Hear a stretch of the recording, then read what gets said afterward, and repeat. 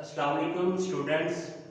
In this video tutorial we will talk about the levels of organization. Levels of organization की हम बात कर रहे थे। कुछ levels हमने पहले डिस्कस कर लिए थे। आज जो हमने लेवल डिस्कस करना है वो हमारे पास है organ and organ system level. Last video lecture के अंदर हमने जो लेवल डिस्कस किया था, जो लास्ट लेवल था वो था टिश्यू लेवल। सिमिलर सेल्स जिनका फंक्शन सिमिलर होता है वो जब आपस में ऑर्गेनाइज्ड होते हैं तो वो जो स्ट्रक्चर बनाते हैं, वो जो ग्रुप बनाते हैं सेल, उसको हम टिश्यूज का नाम देते हैं। अब टिश्यू लेवल के बाद जो अगला लेवल है बेटा जी वो है हमारे पास ऑर्गन और ऑर्गन सिस्टम लेवल। अब जब टिश्यू बन जाता है तो फिर डिफरेंट टिश्यूज आपस में जुड़ जाते हैं। ऐसे टिश्यूज जिनका फंक्शन एक दूसरे से रिलेटेड होता है वो आपस में ऑर्गेनाइज्ड होके एक ग्रुप बनाते हैं, एक यूनिट लाइक स्ट्रक्चर बनाते हैं। उस स्ट्रक्चर को हम नाम देते हैं ऑर्गन का। तो ये जो ऑर्गन या ऑर्गन सिस्टम लेवल है ये हायर मल्टीसेलुलर ऑर्गेनिजम्स के अंदर बनता है। यूनिसेलुलर ऑर्गेनिजम्स के अंदर तो इस तरह की ऑर्गेनाइजेशन होती नहीं है, क्योंकि यूनिसेलुलर ऑर्गेनिज्म सिर्फ एक सेल पर कंसिस्ट करते हैं, जबकि जो मल्टीसेलुलर ऑर्गेनिजम्स हैं उन्हीं के अंदर ही टिश्यू बनता है, उन्हीं के अंदर ही जो है वो आगे फर्दर ऑर्गन और ऑर्गन सिस्टम लेवल बनता है। तो जो मल्टीसेलुलर ऑर्गेनिजम्स हैं उनके अंदर एक से ज्यादा टाइप के डिफरेंट जो टिश्यूज होते हैं वो आपस में जुड़ते हैं, आपस में ऑर्गेनाइज्ड होते हैं और ऑर्गेनाइज्ड होके वो एक यूनिट बनाते हैं। उस यूनिट को हम नाम देते हैं ऑर्गन का। वो जो यूनिट जो डिफरेंट टिश्यूज के मिलने से बना है उसे हम नाम देते हैं ऑर्गन का। एक ऑर्गन के अंदर डिफरेंट टाइप के टिश्यूज प्रेजेंट होते हैं। एक ऑर्गन के अंदर डिफरेंट टाइप के टिश्यूज जो है वो प्रेजेंट होते हैं और वो जो डिफरेंट टिश्यूज हैं हर एक टिश्यूज अपना स्पेशलाइज्ड फंक्शन परफॉर्म करता है। हर एक टिश्यू का अपना एक खास काम है, वो खास काम करता है। वो जो स्पेसिफिक फंक्शन कोई टिश्यू परफॉर्म कर रहा है या डिफरेंट टिश्यू जो स्पेसिफिक फंक्शन परफॉर्म कर रहे हैं वो कलेक्टिवली फंक्शन परफॉर्म किसका हो रहा है? ऑर्गन का फंक्शन परफॉर्म हो रहा है। जब डिफरेंट टिश्यू अपना अपना काम कर रहे हैं तो वो बेसिकली काम हो किसका रहा है? उस ऑर्गन का, जिस ऑर्गन के अंदर वो डिफरेंट टिश्यूज मौजूद हैं। मिसाल के तौर पर फॉर एग्जांपल एक ऑर्गन हमारे पास है जिसे हम स्टमक का नाम देते हैं। स्टमक एक ऑर्गन है। स्टमक दो मेजर फंक्शन परफॉर्म करता है। स्टमक के टू मेजर फंक्शंस हैं, टू जो है वो काम है, वो कौन कौन से हैं? एक तो स्टमक जो हम फूड खाते हैं, जो हम खुराक खाते हैं, उसके अंदर जो डाइजेशन प्रोटीन पोर्शन होता है उसकी डाइजेशन करता है। जितनी भी प्रोटीन हम खाते हैं अपनी खुराक के अंदर उसको डाइजेस्ट करने का काम जो है वो इस ऑर्गन का है, जो है हमारे पास स्टमक। दूसरा काम क्या करता है स्टमक? सेकंड काम इसका ये है कि ये फूड को कुछ टाइम के लिए स्टोर भी करता है। एक फंक्शन इसका डाइजेशन ऑफ प्रोटीन और दूसरा फंक्शन इसका क्या है? ये फूड स्टोरिंग ऑर्गन भी है। फूड को कुछ टाइम के लिए यहाँ पे इस ऑर्गन के अंदर स्टोर किया जाता है। अब ये जो स्टमक है ये ऑर्गन है तो जाहिर सी बात है ये किन से मिलकर बना होगा? टिश्यूज से मिलकर बना होगा। तो हम देखते हैं इसके अंदर जो टिश्यूज मौजूद हैं वो कौन कौन से हैं। टू मेजर टाइप के टिश्यूज इस स्टमक के अंदर मौजूद होते हैं। एक होता है एपिथेलियल टिश्यूज, इनको हम यहाँ पे ग्लैंडुलर टिश्यूज का नाम भी देते हैं क्योंकि ये एज अ ग्लैंड वर्क कर रहे हैं इन केस ऑफ स्टमक। जो दूसरी टाइप के टिश्यूज हैं, जो मेजर टिश्यू स्टमक के अंदर मौजूद होते हैं, वो हमारे पास है मस्कुलर टिश्यू। मस्कुलर टिश्यू जो है वो भी किसके अंदर मौजूद है? स्टमक के अंदर मौजूद है। अब जो एपिथेलियल टिश्यूज है बेटा जी इनका क्या फंक्शन है, क्या काम करते हैं? इधर एपिथेलियल टिश्यूज जो है वो कुछ बनाते हैं और उनको सिक्रीट करते हैं, सिक्रीशन का काम करते हैं। ग्लैंड्स के तौर पर यहाँ पे काम कर रहे हैं, तो ग्लैंड्स हमेशा कुछ ना कुछ बना के सिक्रीट करते हैं। तो जो एपिथेलियल टिश्यूज हैं वो क्या सिक्रीट करते हैं? वो हमारे पास गैस्ट्रिक जूस सिक्रीट करते हैं। गैस्ट्रिक जूस जो है वो उसको खारिज करते हैं। एक जूस जो स्टमक के अंदर खारिज होता है, जो कि प्रोटीन को डाइजेस्ट करने के अंदर हेल्प करता है, उसे हम गैस्ट्रिक जूस का नाम देते हैं। ये जो गैस्ट्रिक जूस है ये एपिथेलियल टिश्यूज प्रोड्यूस करते हैं। Epithelial tissues gastric juice produce करते हैं। और ये जो गैस्ट्रिक जूस है ये काम क्या करता है, जो भी प्रोटीन इस स्टमक के अंदर आती है उसको डाइजेस्ट करता है। मिसाल के तौर पर हमारे पास ये एक ऑर्गन मौजूद है जो मैंने सामने ड्रा किया है, ये हमारे पास स्टमक है।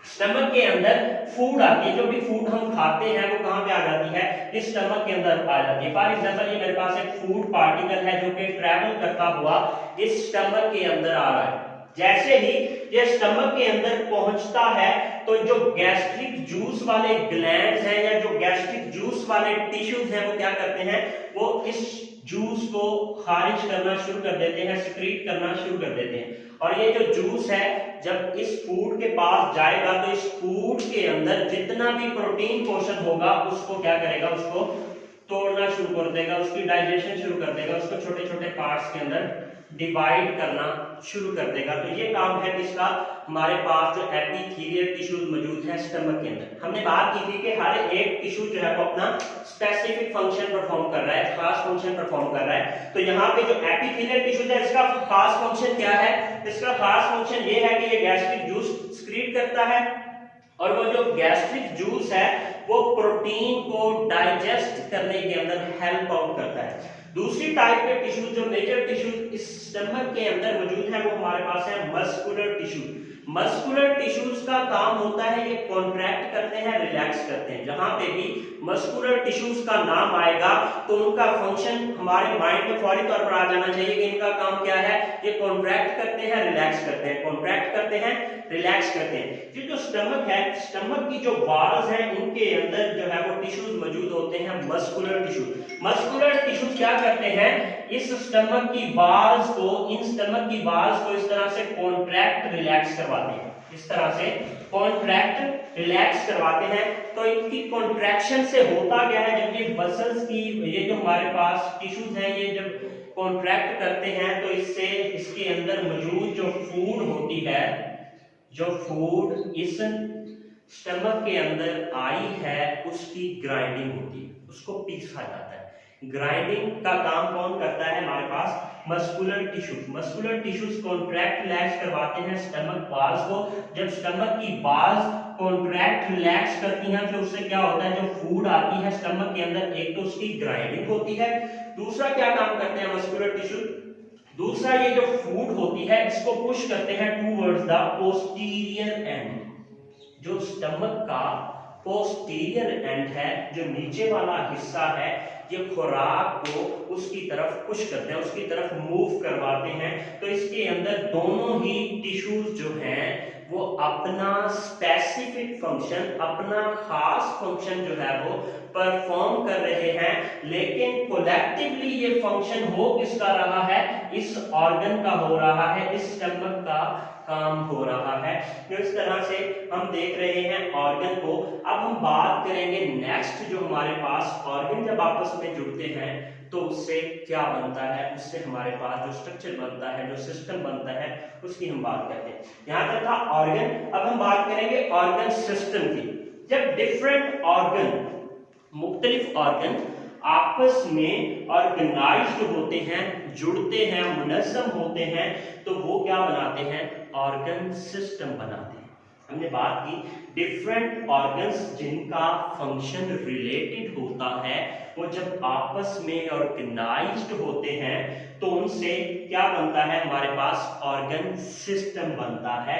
मिसाल के तौर पर हमारे पास एक ऑर्गन सिस्टम है जिसका नाम है डाइजेस्टिव सिस्टम। डाइजेस्टिव सिस्टम जो है वो ह्यूमन की बॉडी के अंदर भी मौजूद है, दूसरे एनिमल्स के अंदर भी मौजूद है। तो हम ह्यूमंस की अगर बात करें तो ह्यूमंस के अंदर डाइजेस्टिव सिस्टम प्रेजेंट है। जो भी खुराक हम खाते हैं उसको डाइजेस्ट करने के अंदर ये जो है वो अपना रोल प्ले कर रहा है हमारे पास डाइजेस्टिव सिस्टम। नाम से बात जो है डाइजेस्टिव सिस्टम डाइजेशन करता है। जो भी खुराक हम लोग खाएंगे, जो भी फूड हम लेंगे, उसको जो है वो तोड़ेगा, उसको ब्रेक डाउन करेगा, उसकी डाइजेशन करेगा। जो सिस्टम उसका नाम है डाइजेस्टिव सिस्टम। ये जो डाइजेस्टिव सिस्टम है इसके अंदर डिफरेंट ऑर्गन प्रेजेंट है। डिफरेंट ऑर्गन्स जो है वो प्रेजेंट है, वो वाले ऑर्गन्स जिनका फंक्शन आपस में रिलेटेड होता है, मिलता जुलता होता है। वो ऑर्गन मिलकर क्या बना देते हैं, एक सिस्टम बना देते हैं। अगर हम डाइजेस्टिव सिस्टम की बात करें तो डाइजेस्टिव सिस्टम के फ्रेमवर्क के अंदर जो है वो डिफरेंट ऑर्गन्स आ रहे हैं जो कि इस